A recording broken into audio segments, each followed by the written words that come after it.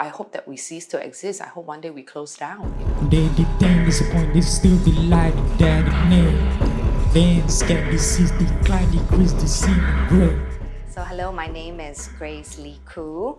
I am an applied theatre practitioner and the founder of Access Path Productions. So arts and disability, I think that's where we are right now, where it's a very charity and medical model kind of approach, right? Which is the medical model is, oh, there's something wrong with a certain part of you that needs to be fixed. And the charity model is that, the deaf and disabled community requires handouts. It requires, all these social services to occupy them and to, so it's not so much about addressing individual aspirations, individual talents and needs and ambitions. Whereas disability arts, it brings in disability culture, moving towards professionalization, where the disabled artist paints or writes or performs at a high quality, right? It's given the training, it's given the space, it's treated like a professional artist. And then disability culture and disability identity would feature very strongly in a disabled artist's work. It's about the quality of the work at the end of the day. And we just work in a different way. We're just creative and we problem solve while we get to, to the theatre. We problem solve within it, in the theatre. And, so to me, that's the exciting part of disability arts. In a way, Access Path, we work with that as well. We honor our disability culture. We are disability-led, but we focus on removing barriers for our artists. So I don't even like the word inclusive, to be honest. When you include people, it means that you're excluding somebody. You're putting up a wall. And it's always this othering, this us and them, right? So I like the word participation. When I was in the UK, I was very fortunate to spend a year with Grey Eye Theatre Company, which is basically UK's flagship disability-led theatre company. So I was in the companionship and mentorship of very enabled, very forward-thinking and very experienced disabled artists. The UK, it's a welfare state that is equipped and designed in a way that a disabled person would be able to live independently. I was being given a glimpse of the future, but in order to bring that back to Singapore, and not in a cut and paste transplanting kind of way, but to grow it in Singapore, So for me, that is a challenge, and I think it's definitely a worthy challenge. So what I want to do is, how do I maintain the quality and the expectations of the artists in the work, but still shape it in a way that everybody can access it, content-wise or access-wise.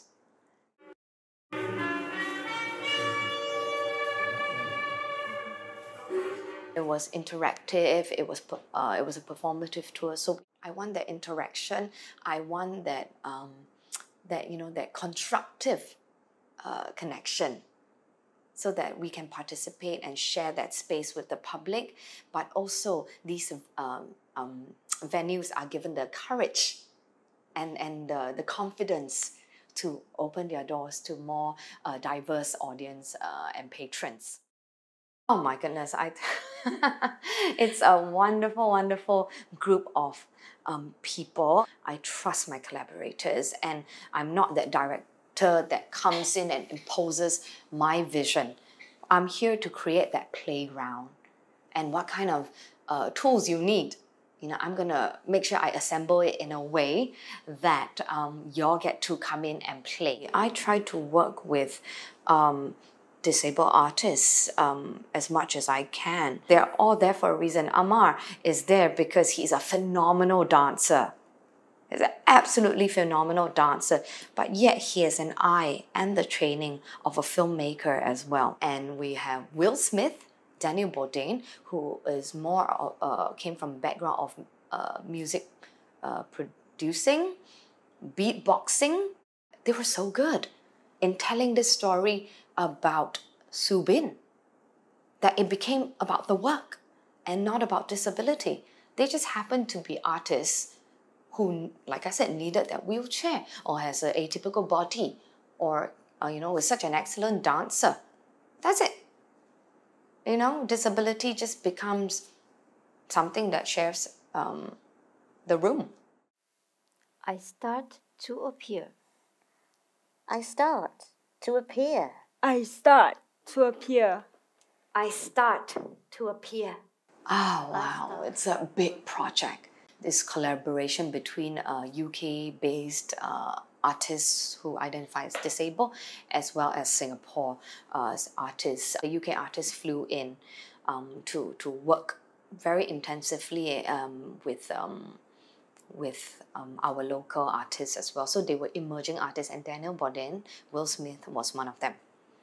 Alongside Lim Lily, Agnes, and Stephanie Pham.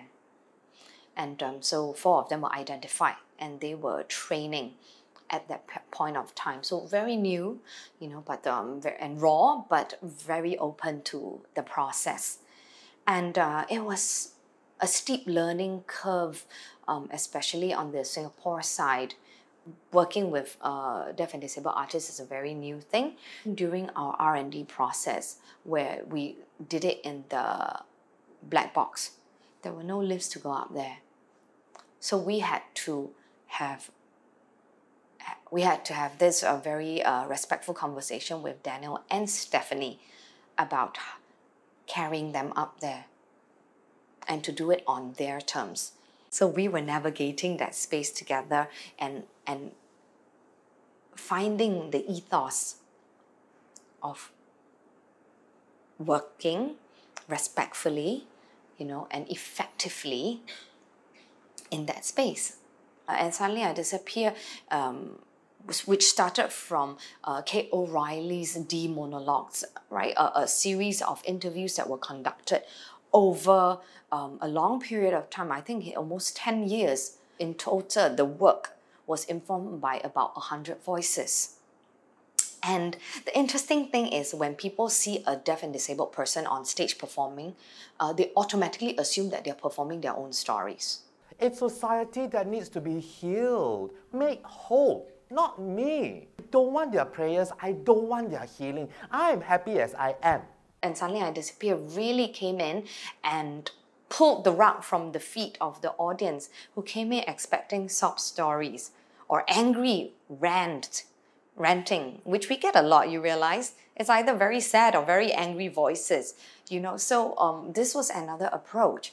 And to me, it's a more effective and a more powerful approach. And the stories were of disability pride. You don't have to be that cog in the machine.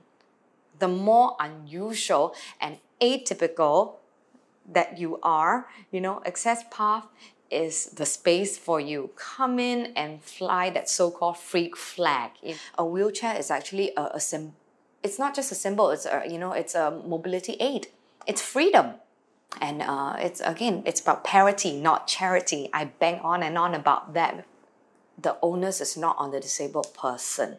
The onus is on society. And we have a shared responsibility to make our world less disabling. Eventually, I think the goal of Access Path is to, I hope that we cease to exist. I hope one day we close down, because that means our job is done, because all the theatre companies are inclusive. They detaches, they dispatches, they dissolves, they dissolves, they dissolves. This body is dangerous. Play this game, which venue is accessible, which not so much, and so that one is still working on it. These guys completely inaccessible.